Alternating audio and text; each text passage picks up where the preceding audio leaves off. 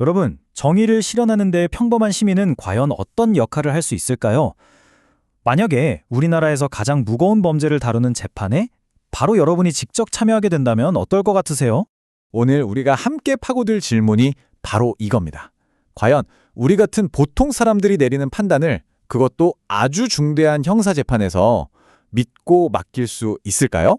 그런데 놀랍게도 일본은 이 질문에 그렇다라고 답하면서 사법 시스템 전체를 건 하나의 거대한 실험을 시작했습니다. 그게 바로 재판원 제도입니다. 자, 그렇다면 일본은 대체 왜 이렇게 과감한 도전을 시작했을까요? 그 배경부터 한번 차근차근 살펴보겠습니다. 때는 2000년대 초반이었어요. 당시 일본에서는 사법부와 국민 사이의 거리가 너무 멀다, 신뢰가 부족하다 이런 목소리가 컸거든요. 그 해결책으로 2004년에 재판원법이라는 걸 만들었고요. 그리고 무려 5년이라는 아주 긴 준비 기간을 거쳐서 2009년부터 본격적으로 시행에 들어간 거죠. 이 제도의 핵심 키워드는 딱 하나, 바로 혼합입니다. 법률 전문가인 직업 판사들과 사회 상식을 대표하는 일반 시민들이 말 그대로 한 팀이 돼서 재판을 이끌어가는 거예요. 자, 그렇다면 이 특별한 재판부는 정확히 어떻게 구성되는 걸까요? 최종 결정을 내리는 사람은 총 9명입니다. 이 9명의 구성이 아주 재밌습니다. 3명은 우리가 아는 그 직업, 법관이고요. 나머지 6명은 선거인 명부에서 그냥 무작위로 뽑힌 시민재판관, 즉 재판원입니다. 그러니까 시민이 법관의 2배인 거죠. 이들은 딱 그 사건 하나를 위해서 선발됩니다. 그런데 이 9명이 다루는 사건들이 결코 가볍지가 않습니다. 사회적으로 정말 큰 파장을 일으키는 아주 무거운 범죄들만 다루거든요. 여기 보시는 것처럼 사형이나 무기징역이 가능한 사건 또는 살인처럼 고의로 사람의 목숨을 앗아간 사건들이 바로 이 재판의 대상입니다.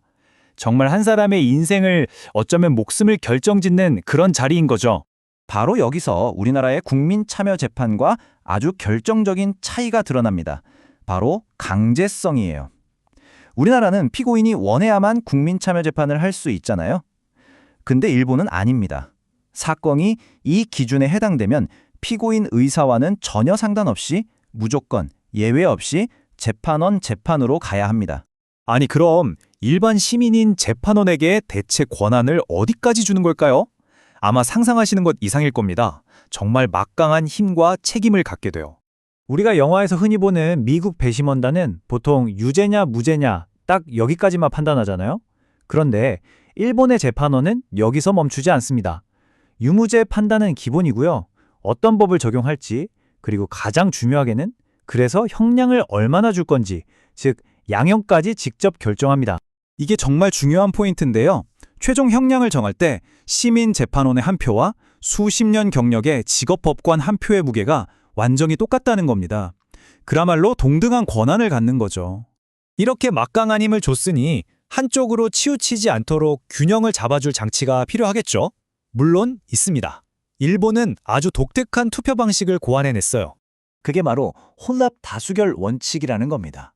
이름이 조금 복잡해 보이지만 원리를 뜯어보면 법관과 시민, 양쪽의 의견이 모두 반영되도록 만든 아주 영리한 설계예요.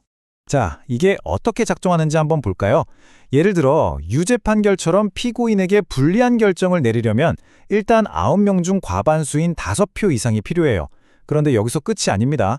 아주 중요한 조건이 2개나 더 붙어요.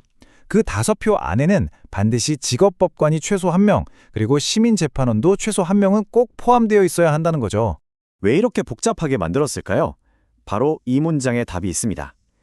시민들의 감정에만 치우친 판단도 맞고 반대로 법관들의 너무 법 기술적인 판단으로만 흐르는 것도 막기 위한 일종의 견제와 균형 장치인 셈입니다. 자, 이제 이 제도의 하이라이트입니다. 가장 강력하고 또 어쩌면 가장 논쟁적인 부분이라고 할 수 있는 재판원단의 결정에 갖는 법적인 힘에 대한 이야기입니다. 다시 한번 우리나라 국민참여재판을 생각해보면 배심원 판결은 판사에게 권고하는 의미잖아요. 판사가 반드시 따라야 할 의무는 없죠. 하지만 일본은 차원이 다릅니다. 재판원단 9명이 내린 결정 그 자체가 그냥 법적 구속력을 갖는 최종 판결이 되어버립니다. 그러니까 정리하자면 이런 겁니다. 일본의 재판원 제도는 미국식 배심원제처럼 시민을 무작위로 뽑아 참여시키면서도 그들에게 직업법관과 똑같은 실질적인 권한을 부여하는 아주 독특한 혼합형 모델이라고 할 수 있겠습니다. 이렇게 시민에게 진짜 권력을 나눠뒀을 때 사법 시스템은 과연 더 정의로워질 수 있을까요? 일본의 이 대담한 실험은 오늘날 우리 모두에게 정말 중요한 질문을 던지고 있습니다.